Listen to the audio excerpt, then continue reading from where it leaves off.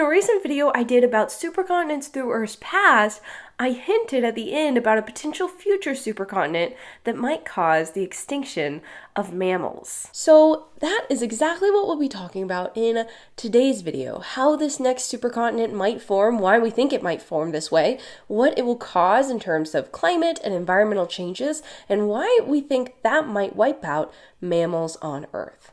First, to give some background information, what is a supercontinent? Well, if you didn't watch my last video about supercontinents are large landmasses made up of multiple continents that have joined together through plate tectonics. Plate tectonics, like I talked about in that video, lead to the subduction of oceanic crust underneath continental crust, so ocean crust under land. And this eventually leads to the continental crust masses meeting when ocean crust in between them has completely subducted, and then the two end members of continental crust meet together to form one big continental landmass. This has happened a few different times in Earth's history where supercontinents have formed due to such processes, and we see various supercontinent examples here in this figure to the bottom left. But the most recent supercontinent that most people are familiar with, because we have the most data for it, because it's the most recent, is Pangea, which began forming around 300 million years ago and began breaking up around 200 million years ago. Its formation actually contributed to the largest mass extinction of the Phanerozoic eon, that is the last 550 million years, in the end Permian period, around 250 million years.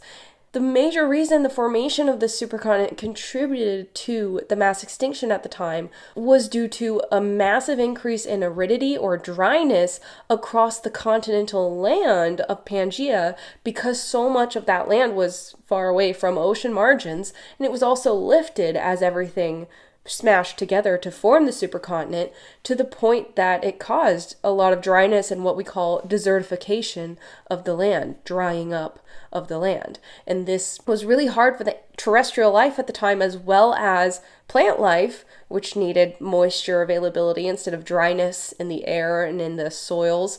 And all of this contributed to, as well as other factors, to that large extinction that happened at that time that we nicknamed the Great Dying, because it took out nearly 96% of all species on Earth. I will link the video that I talk about that extinction event up to the top right. I just wanted to mention that here before we move on in this video, because that drying effect of Pangea as a supercontinent is not unique to Pangea. It can happen with every supercontinent because of the nature of supercontinents being this huge landmass. And so we'll talk about that later, and it has a lot to do with how mammals might go extinct in the future supercontinent. Since Pangea, continents have split from each other to form the current array of continents that we have on Earth today. But based on current directions and rates of tectonic plate movement, it is predicted that another supercontinent will form in about 250 million years. And this potential supercontinent is called Pangea Ultima. And it's not necessarily a coincidence that the last supercontinent, Pangea, was 250 million years ago, and the next one will be 250 million years from now. Actually, scientists have proposed that there is what we call a supercontinent cycle, in which supercontinents form and separate apart just due to the fact of how plate tectonics is somewhat cyclic in the way ocean basins close and open due to subduction and rifting. And I talk about this and what we call the Wilson cycle of ocean basins closing and opening in a very early video I did. I'll link it to the top right. I don't have a video talking about the timing of the supercontinent cycle per se and the periodicity of that and whether that is something that is predictable or not, but I think I might look into it in the future and make a future video about it because it's super interesting to me. If that would be interesting to you as well, comment below and I will make a future video about it. But anyway, this Pangea Ultima continent is thought to form 250 million years from now. And this supercontinent is predicted to have consequences on global climate that might wipe out mammals. Mammals have pretty much dominated terrestrial ecosystems since the non-avian dinosaurs went extinct 66 million years ago. And these mammals have survived major warming and cooling events throughout the Cenozoic era, but Pangea Ultima might present new challenges. For example, the creation and decay of Pangea Ultima, or the formation of it and the separation of it, will cause extreme highs in atmospheric CO2 due to the volcanic rifting and outgassing. In other words, the volcanism that will result from the formation and split of this continent, as many supercontinents have caused, will release a lot of volcanic gases into the atmosphere, which always includes large amounts of carbon dioxide. And this increase in carbon dioxide, as well as the predicted increase in solar energy that reaches Earth, which is predicted to be about 2.5% more than today because of how the sun's intensity has been increasing over Earth's 4.5 billion year history.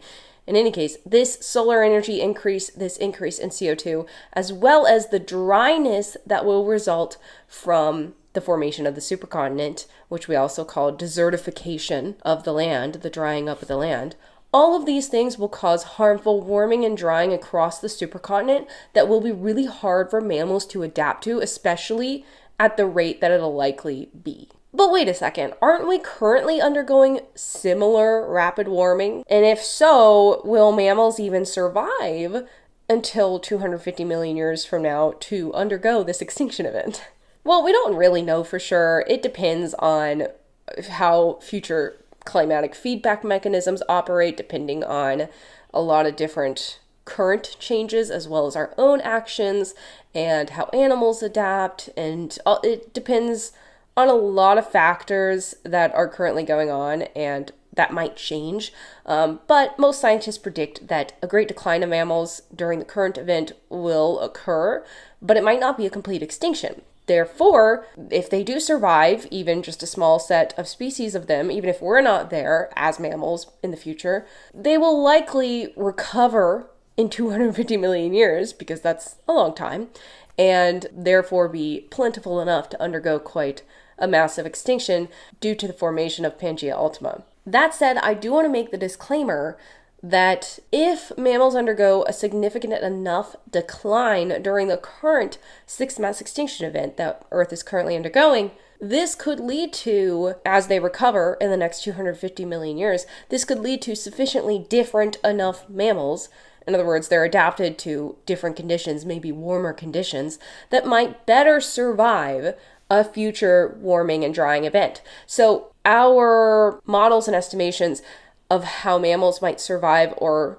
not survive this future Pangea Ultima event are based on current modern mammal physiology, as well as how mammals have adapted to similar warming events in the past, 65 million years since they've been dominant. So we really don't know. They could adapt and evolve enough over the next 250 million years to handle such an event, but based on how mammal physiology currently is and how it has been over the last 65 million years, they would probably go extinct given the climatic changes that would occur due to the formation of this supercontinent. This is because Pangea Ultima will greatly limit terrestrial mammalian habitability. In other words, the habitable regions for terrestrial mammals to live in. This figure to the right here is a figure or part of a figure taken from the actual paper that suggests that this supercontinent could wipe out mammals, and it goes over why and a bunch of different model possibilities, colder end members, hotter end member possibilities,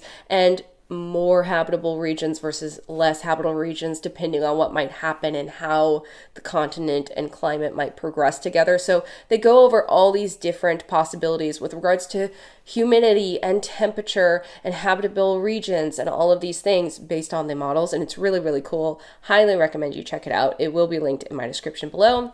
In any case, even migratory mammals might be in trouble due to the continent-wide deserts and aridity predicted across Pangea Ultima. And the second major impact of the low moisture in the atmosphere and terrestrial ecosystems will be plant stress, and therefore, again, reduced food availability for mammals at this time.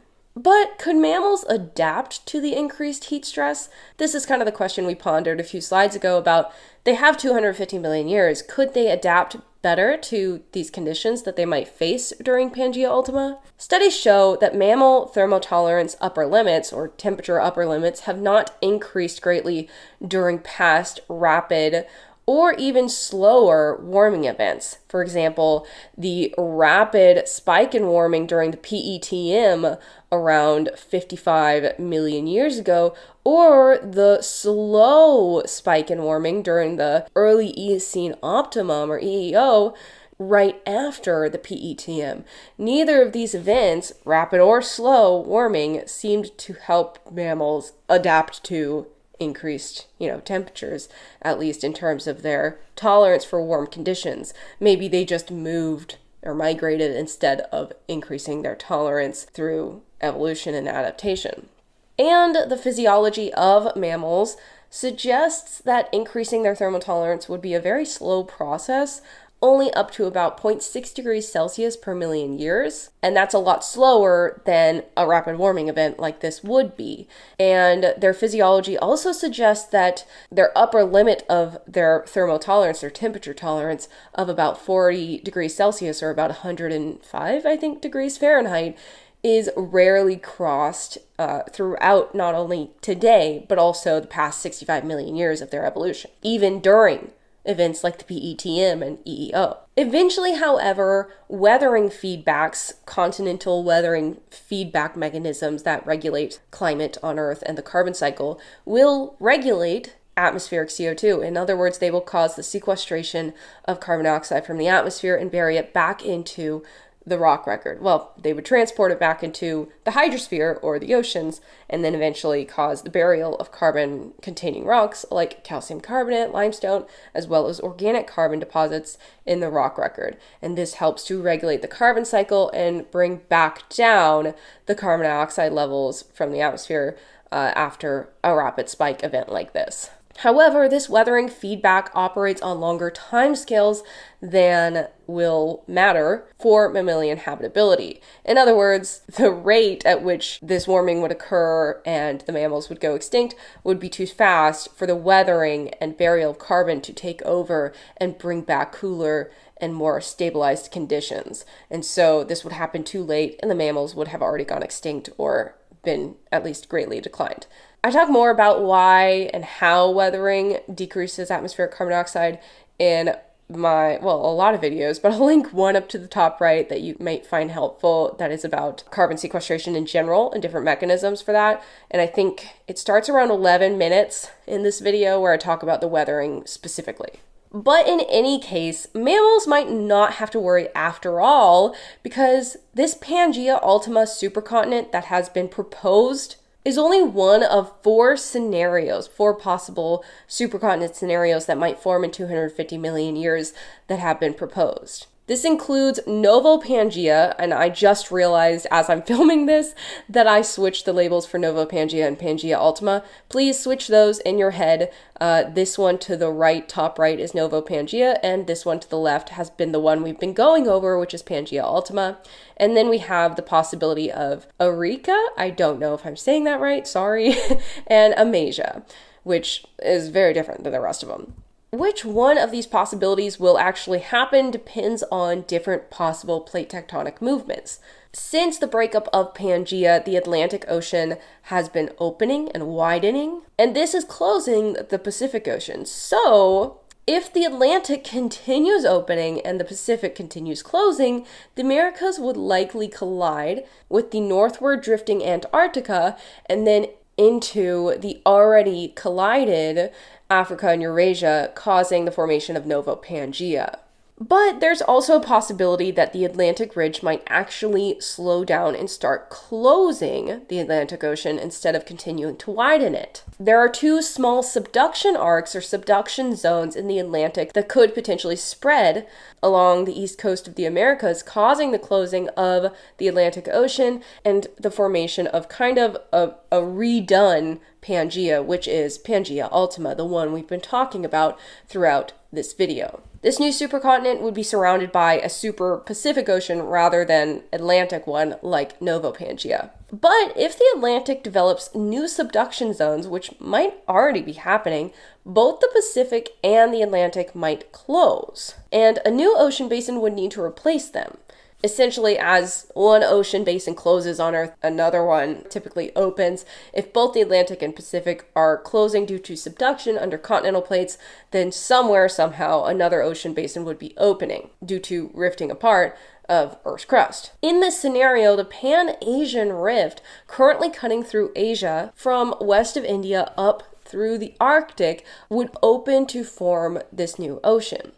In this scenario, because Australia is currently drifting northward, it would be at the center as East Asia and the Americas close the Pacific from either side. The European and African plates would then rejoin the Americas as the Atlantic closes. And finally, the last scenario for a supercontinent 250 million years in the future is called Pangea, and this supercontinent is kind of a very different possibility than the rest.